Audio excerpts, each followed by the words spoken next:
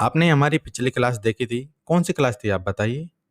वो थी बूलियन वो था शायद टाइप ऑफ बूलियन एक डेटा टाइप था, है ना? टाइप ऑफ कौन था? बूलियन था, ठीक है? उसके बारे में आपने पढ़ लिया था ऑलरेडी, काफ़ी अच्छा लगा, ठीक है? वो काफ़ी इम्पोर्टेंट था क्योंकि कंप्यूटर सभी उसी पे काम करते थे, उसमें थोड़ा बहुत नॉलेज थी। जैसे उसका प्रैक्टिकल सेशन आएगा या कोई प्रोजेक्ट आएगा तो का उस पे अच्छा काम करेंगे। तो आज हम इस वीडियो में क्या करने वाले हैं, एक प्रैक्टिकल करने वाले हैं, एक प्रोजेक्ट बनाने वाले हैं। देखो मैं बता दूँ इसका जो क्या होगा, आप यहाँ पे कोई भी आप नाम दें, H1 से मैंने कोई नाम दिया, ठीक है? अब यहाँ पे है ना, इसे ऐसे कनेक्ट करना है कि जैसे मैं ये वाला रेंज है, ऐसे बढ़ाऊँ, तो ऑटोमैटिक जो हमारा फ़ॉन्ट है, उसका साइज़ भी बढ़ता रहना चाहिए और आपको शो भी होना चाहिए कि जो इस फ़ॉन्ट का साइज़ है, कितना हुआ, वो आपको बताना भी पड़ेगा। यहाँ पे या आप कहीं पे बता हुआ है, इसका फ़ॉन्ट का साइज़ ये हुआ। तो इसकी कोडिंग भी मैं आपको दिखा दूँ, थोड़ा सिंपल सा है। हाँ, लेकिन आपने इवेंट पढ़ा था ना, ऑन क्लिक, ये आपका चलेगा जो काम है ना, ये ऑन इनपुट पे होएगा काम, क्योंकि जैसे हम इस रेंज को बढ़ाते रहेंगे, सेम यहाँ पे आपको नंबर शो होते रहे, कितना साइज़ हुआ, साथ में आपका जो फ़ॉन्ट का साइज़ है, ये भी बढ़ता रहना चाहिए। तो इसका प्रैक्टिकल सेशन देख लेते हैं। आप यहाँ पे देखो, जैसे-जैसे मैं फ़ॉन्ट साइज़ बढ़ा रहा हूँ, ऑटोमैटिक देखो, यहाँ पे आपको इंडिकेट भी किया जा रहा है। जैसे यहाँ पे हुआ, तो आपको यहाँ पे दिख रहा है ना कि जैसे हम काम करते जा रहे हैं, सेम यहाँ पे आपको रिज़ल्ट भी आ रहा है। कितना है यहाँ पे देखो, जैसे यहाँ पे तो क्या हुआ, रेंज हुआ और यहाँ पे इस एरिया में क्या आपका साइज़ बता रहा है, कितना साइज़ हुआ, देखो, ऑटोमैटिक बता रहा है ना। ये कैसे पॉसिबल है? ये पॉसिबल हो रहा है आपका ऑन इनपुट से। जैसे ही मैं इस बटन पे क्लिक करते जा रहा हूँ, जभी तो आपके सामने रिज़ल्ट आ रहा है, तो ये आपको बनाना है। देखो इसकी कोडिंग मैं इसे शुरू से बना के दिखाता हूँ आपको, ठीक है? आपको आना चाहिए ये सारी चीज़ें, ठीक है? तो स्टार्ट कर लेते हैं। सबसे पहले यहाँ पे एक्सक्लेमेशन साइन, देन यहाँ पे आपका आ गया एचटीएमएल का पूरा 5 HTML5 का डॉक्यूमेंटेशन, है ना? अब आपको क्या करना है, मुझे सबसे पहले रेंज बनानी है। यहाँ पे क्या करना पड़ेगा आपको, देखो सारी चीज़ें समझ में भी आएगी। मुझे क्या करना है, एक ऐसा डब्बा बनाना है जिसके अंदर ऐसी कोई फंक्शनैलिटी हो जो यहाँ से लेके यहाँ तक चले। अब यहाँ से क्या होगा, यहाँ पे आपकी 0 वैल्यू होगी, यहाँ पे आप जितना चाहो उतनी वैल्यू आप दे सकते हो। लेकिन मैं चाहता हूँ यहाँ पे 1000 रहे या 100 रहे, 200 रहे, जितना आप चाहो वैसे यहाँ पे आप डिफाइन कर सकते हो। ऐसा चीज़ बनाने के लिए आपको किस चीज़ का यूज़ करना पड़ता है, इनपुट टैग के अंदर जो आपका इनपुट टैग होता है ना, उसका जो टाइप होना चाहिए, कौन-सा होना चाहिए? आप बताइए? उसका रेंज होना चाहिए, क्योंकि ये रेंज है भाई, आपके 0 से लेकर जितनी जानी आप उतनी पहुँचा दो। ठीक है? इतना समझ में आया? अब आगे बढ़ लेते हैं, कैसे काम होएगा? सबसे पहले आप यहाँ पे लिखिए इनपुट। जैसे लिखता हूँ यहाँ पे टाइप में क्या आ रहा है? टेक्स्ट। आप यहाँ पे लिखिए रेंज। हो गया? ऑटोमैटिक हो गया। लेकिन अभी आप इस पे देखो, इसकी कोई वैल्यू नहीं है। मुझे इसे बताना पड़ेगा कहाँ से कहाँ तक आपको चलना है। तो मैं इसे बता देता हूँ। मिनिमम वैल्यू कितनी होनी चाहिए? 0। भाई आप ये कहाँ से स्टार्ट होएगा? 0 से। कहाँ पे खत्म होना है? मैक्सिमम वैल्यू कितनी होनी चाहिए? मैं यहाँ पे आपके सामने 200, 500 करके दिखा देता हूँ। हो गया? अभी अगर आप देखो तो ये चीज़ें तो पता ही नहीं चल रहा कि हो रहा नहीं हो रहा। ये हमें थोड़ा टेक्निकल या डायनामिक सोच के बताना पड़ेगा कि यहाँ पे भी वैल्यू दिखाई देनी चाहिए। अब वो जो वैल्यू आपको दिखानी है वो कहाँ पे दिखानी है? इसके बराबर में। तो एचटीएमएल में एक टैग होता है स्नैप, है ना? स्पैन स्नैप भी होता है। स्पैन का आप यूज़ कीजिए, इसमें कोई आईडी दीजिए, क्योंकि जो भी इसकी वैल्यू होगी, आप समझिए, जो भी इसकी वैल्यू होगी इस वाली रेंज की, वो आपको यहाँ पे लिखी हुई दिखाई देगी। मैंने लिखवा था कि इसकी 100 वैल्यू हुई, 200 हुई, 300 हुई, जितनी भी वैल्यू होगी वो आपको यहाँ पे दिखाई देगी। ठीक है? उसे लिखने के लिए मैं यहाँ पे यूज़ करूँगा स्पैन का। स्पैन की मैंने आईडी दे दी, पिक्सल दे देते हैं, क्योंकि यहाँ पे जो भी चीज़ डेटा दिखाई देगा वो कहीं में देगा आपको, पिक्सल में। ठीक है? इसे खाली छोड़ना है। अगर मैं यहाँ पे लिख के दिखाऊँ कुछ भी, मैंने लिखवा था मैंने 100 लिख दिया। लेकिन यहाँ पे डायनामिकली होना चाहिए। जैसे यहाँ पे बढ़ता रहे वैसे यहाँ पे भी बढ़ता रहना चाहिए। तो इसीलिए इसे क्या करना है, खाली छोड़ देना है। ये दिख नहीं रहा। उसके बाद आप पहले तो इसके लिए फंक्शन बना सकते हैं। आप इसे देखो टेस्ट करके, मैं यहाँ पे स्क्रिप्ट टैग लगाता हूँ।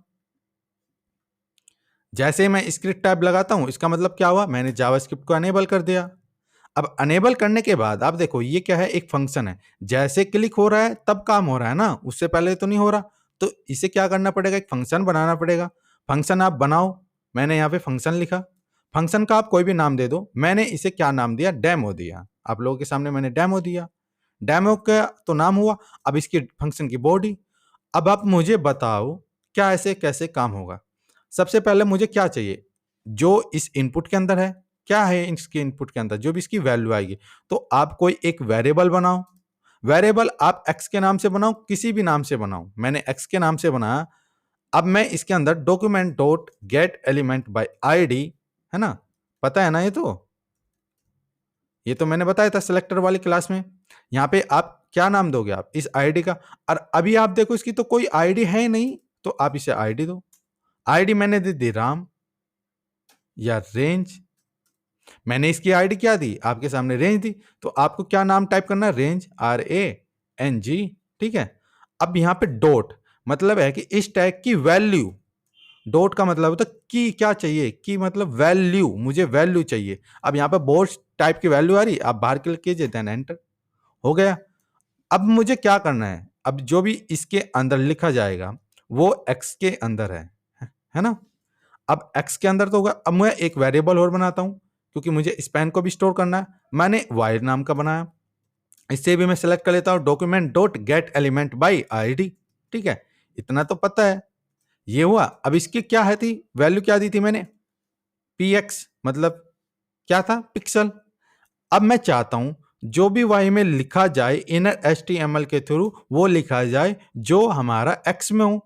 अब x में क्या है वो आप देखो, अभी आप देखो रिजल्ट आपके सामने आएगा। अभी ये काम क्यों नहीं कर रहा, आप मुझे बताओ, क्योंकि जो ये फंक्शन है मैंने इसे कौन लिख किया, मैं इसे कंट्रोल C से कॉपी करता हूं और इसी के अंदर मैं कॉपी कर लेता हूं। ऑन इनपुट, जैसे ही ऑन इनपुट हो मतलब जैसे ही इस पे कुछ भी हरकत हो तुरंत हमारा काम हो जाना चाहिए। आप देखो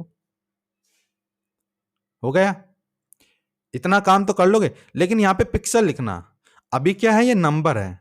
अब कोई दो, जैसे दो डेटा टाइप होते हैं हमारा, अब मैं आपको बता दूं, जैसे हमारा कोई भी दो डेटा टाइप होते हैं। अगर आप यहां पे देखो, ये मेरा नाम है, इसका टाइप कौन सा है, टेक्स्ट का है। अब यहां पे कोई नंबर है, यहां पे मैंने कोई नंबर लिख दिया, इसका टाइप क्या है, नंबर का है। लेकिन अगर आपको दो डेटा टाइप को एक ही वेरिएबल में स्टोर करें ना, तो प्लस का साइन देना पड़ेगा, प्लस का साइन देना पड़ेगा। और आपको पता है जैसे कोई टैक्स होता है उसे किसके अंदर, कोई डबल कोटेशन के अंदर लिखते हैं, नंबर को आप वैसे लिखते हैं जैसे होता है। तो सेम यहां पे भी यही मेथड अप्लाई होगा। कैसे, आप देखो, अभी क्या है, यहां पे नंबर वाली तो वैल्यू आ गई। अब आपको क्या लगाना है, यहाँ पे प्लस, मतलब मुझे और कुछ भी चाहिए, क्या चाहिए, px हम खुद से लिख रहे हैं। आप देखो हो गया, कोई दिक्कत नहीं ना, तो इतना इजी था, बहुत इजी था। अब आप यहाँ पे कोई, अब ये तो हो गया, अब मुझे यहाँ पे h1 देना है, मुझे कोई भी नाम लिख लेना, जैसे मैं h1 से अपना नाम लिखता हूं, या मैं इसकी आईडी भी दे दूं पहले ही, मैं यहाँ पे नेम नाम की कोई आईडी दे देता हूं, ठीक है। अब मैं यहाँ पे क्या ले लेता हूं, अपने चैनल का नाम कंप्यूटरवादी, ये कंप्यूटरवादी पढ़ते हैं लेकिन मेरे ख्याल से कंप्यूटरवादी.shop लिख लेते हैं। शॉप नाम की हमारी वेबसाइट है, आप उस पर जाके चेकआउट कर सकते हैं, यहाँ सारी डिटेल है ना। अब इसे मैंने आईडी को सिलेक्ट कर लिया, देन मैं क्या करता हूं, यहाँ पे पेस्ट। अब मुझे इसे एक वेरिएबल के अंदर स्टोर करना है। अब वेरिएबल के अंदर किसी भी नाम से आप स्टोर कर लो, मैंने TXT टैक्स के नाम से कर लिया, क्योंकि इसके अंदर मेरा टैक्स लिखा हुआ, कौन सा लिखा हुआ है, ये वाला। तो इसे कैसे सेलेक्ट करेंगे, document dot gate element by ID, simple है। आप यहाँ पे उस आईडी का नाम पेस्ट कर दीजिए, देन एंटर। अब मुझे क्या करना है, अब आपको क्या करना है, TXT जो भी आपने लिखा है डॉट स्टाइल टैग आप लगाओ। स्टाइल टैग ने अपने क्या कर लिया, आपने CSS को अनेबल कर दिया। CSS के अंदर एक प्रॉपर्टी होती है जिसका नाम होता है फॉन्ट फैमिली, फॉन्ट साइज। आप यहाँ पे फॉन्ट साइज लिखो, और जो भी फॉन्ट साइज है वो आप यहाँ पे कहीं में है, नंबर में है ना, तो नंबर कहाँ पे आ रहे हैं आपके, यहाँ पे आ रहे X में, तो आप यहाँ पे X दे दो, देन एंटर। अगर अब आप देखो तो रिजल्ट आपका काम हो चुका है। नहीं हुआ, क्यों नहीं हुआ, क्योंकि जो इसके अंदर आ रहे हैं ना वे नंबर आ रहे। अब नंबर, अब कोई भी चीज होती है वो पिक्सल में सेलेक्ट करता है, तो पिक्सल नाम के तो यहाँ पे कोई चीज है नहीं, तो यहाँ पे आपको पिक्सल भी लिखना पड़ेगा। दूसरा डेटा टाइप आप प्लस लिखिए, देन यहाँ पे डुअल कोटेशन एंड px, ये गलतियां मैं करता हूं ताकि आप लोगों को पता चले कि ये कैसे काम हो रहा है। बन गया। आप इसे अच्छे से डिजाइन में बनाना। फॉर एग्जांपल मैं आपको समझा दूं कैसे आप यूज कर सकते हैं। जैसे जो ये यहाँ पे लिखा है ना आपका रेंज, जो भी आपका ये रेंज लिखा है, आप इसे सेंटर में लाइए। सेंटर में ला के आपको थोड़ा अच्छा सा लगेगा, यहाँ पे सेंटर में लाइए। और जो भी इसका फॉन्ट साइज है वो भी आप इसी के नीचे आना चाहिए। ठीक है, कलर भी चेंज करो, अच्छा सा डिजाइन बनाओ, तो तभी आप काम कुछ कर पाओगे। Thank you so watching in this video. इतना ही अभी के लिए काफी है।